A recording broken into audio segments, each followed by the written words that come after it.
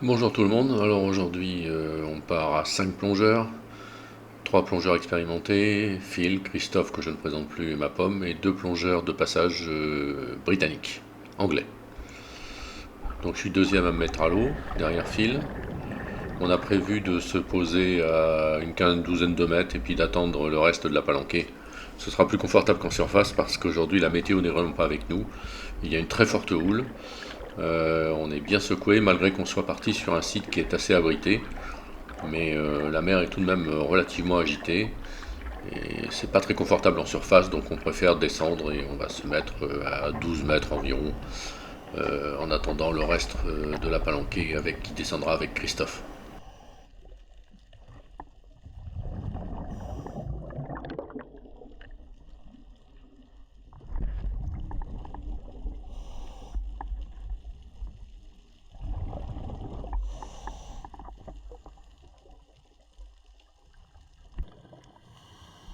Bon, à 10 mètres on est quasiment au fond, donc autant y aller.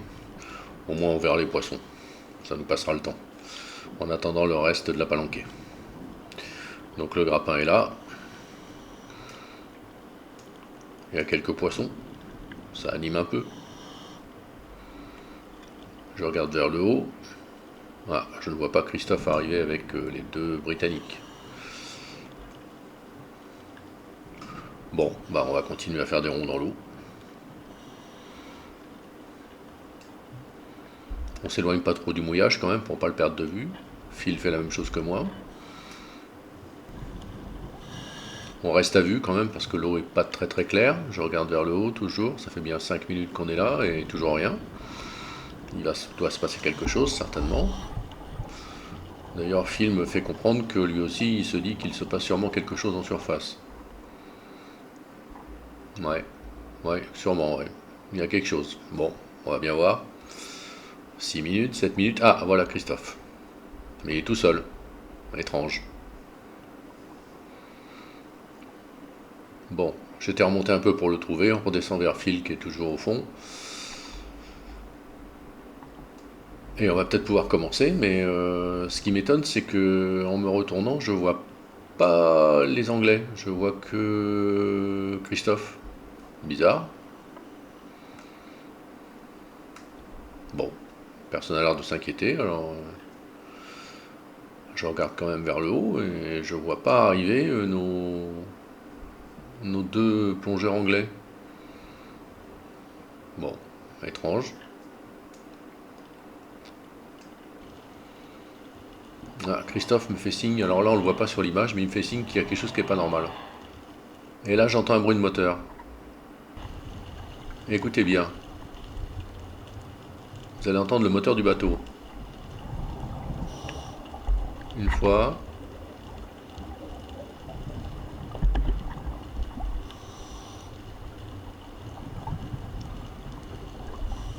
Ah, on est un petit peu attentif là quand même, parce qu'il y a quelque chose qui est pas normal.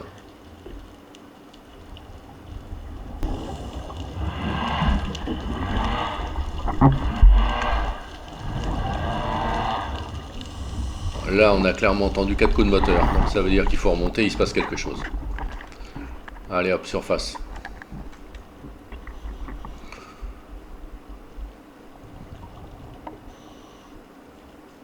Alors on remonte le long de la ligne de mouillage. Ça demande une petite minute quand même, parce qu'il y a quand même 12 mètres de fond.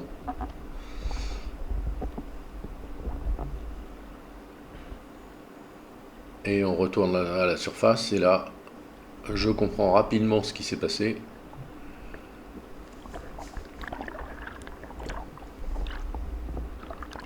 Alors en fait, le plongeur anglais s'est fait attraper par le courant, et il a dérivé largement à l'arrière du bateau.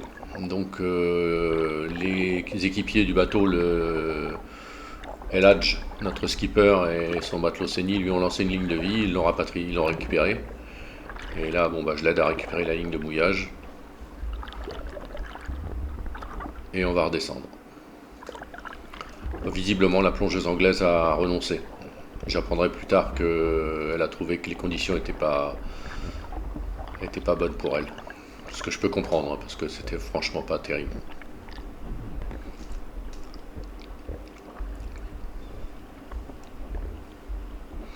Bon, tout ça nous a fait perdre pas loin de 10-12 minutes. Moi, j'ai perdu 50 bars. Je suis à 150 quand on redescend. Donc, c'est pas top. Mais bon, c'est la vie.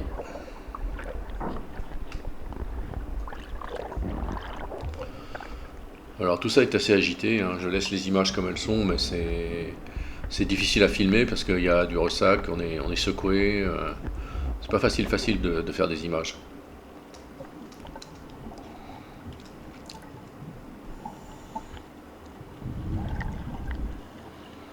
Bon, voilà, on y est.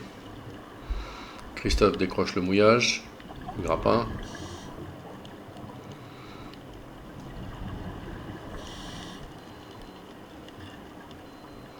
Et on va pouvoir commencer.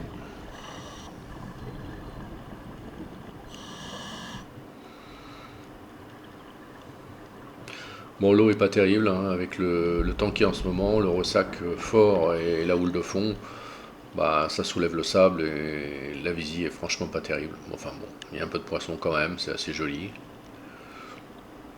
Mais on aimerait une visibilité un peu meilleure quand même. Vraiment, ces conditions, cette année, c'est pas terrible. Et là, paf, on tombe sur un inconnu. Alors celui-là, je l'ai jamais vu dans le coin. Je sais pas ce que c'est. Donc les bios là de chez nous vont s'exciter là-dessus, ils vont bien nous trouver ce que c'est, mais moi je sais pas, je connais pas. Bon bah ça c'est un petit iodon qu'on a trouvé. Alors j'essaye de l'attraper comme d'habitude, mais celui-là il sera plus malin que moi. Il va arriver à se sauver avant que je l'attrape.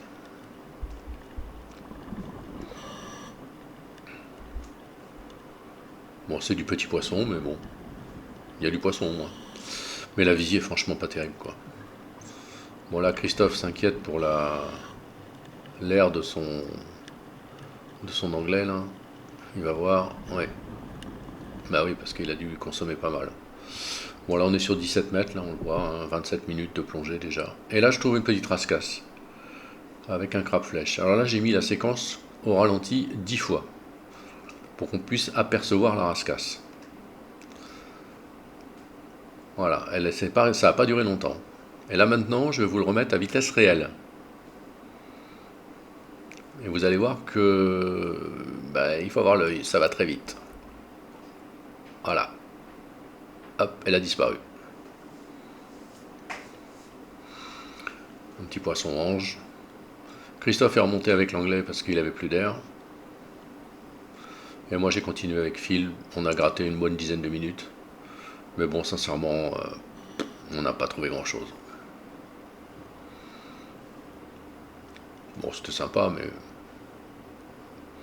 la visie franchement pas terrible. Voilà, c'est l'heure de remonter. Phil envoie le parachute de remonter. Et c'est tout pour ce matin, mais la journée est loin d'être finie.